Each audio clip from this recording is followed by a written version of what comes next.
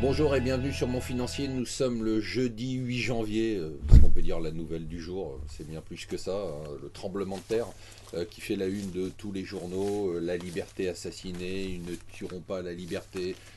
Bon, on va pas revenir sur un événement que tout le monde a lu, vu et revu.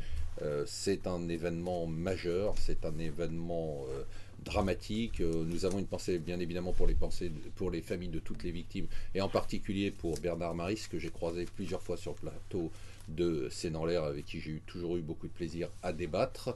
Reste qu'il y a quand même une ambiance un peu d'hypocrisie et qu'être Charlie, c'est pas forcément être dans l'union nationale qu'on nous impose aujourd'hui et qu'il faut savoir aussi s'exprimer et ne pas attendre dans 2 3 jours que les polémiques arrivent. Aujourd'hui, ce qui s'est passé est la conséquence directe d'une faiblesse du pouvoir politique, du laxisme de la justice et aussi d'un manque de courage total des politiques en matière de politique d'intégration. Voilà, être Charlie, c'est aussi s'exprimer et vivre la liberté d'expression.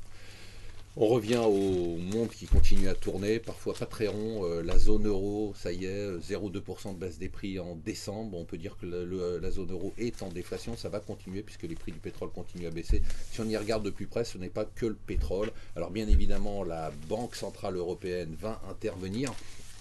Le FT nous dit qu'elle va faire un full scale, c'est-à-dire vraiment un quantitative easing à fond, mais globalement ça ne va servir à rien parce qu'un quantitative easing, on a déjà des taux d'intérêt qui sont à zéro, on a des dettes, des emprunts d'État qui sont quasiment au plus bas.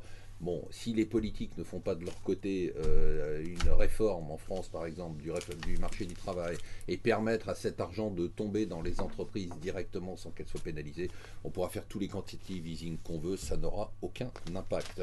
Je partage son avis. George Soros dit on s'inquiète de la Grèce, mais le problème de la Russie est bien pire que le problème de la Grèce. Je vous rappelle quand même que la Russie, pour moi, est déjà en faillite. On fait semblant de ne pas le voir.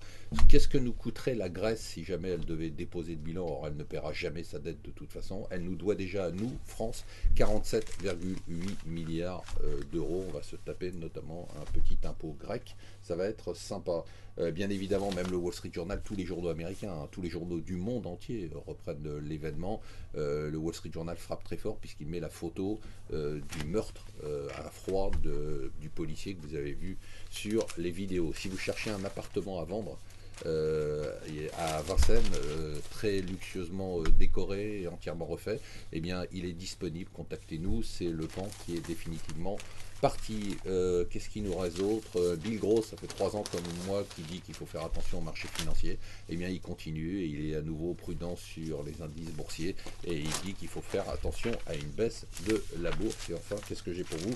Les hedge funds, nous dit le Figaro, qui n'ont pas performé, performance négative en 2014, ils vont avoir du mal à justifier. Quand on fait moins 0,2% de performance, justifier 2% de commission plus 20% des profits, c'est un tout petit peu dur. Marquer les 20% des profits, comme il n'y a pas de profit, ça ne fait pas de commission. Voilà, restez avec nous pour une journée qui est une journée terrible, hein, malheureusement historique.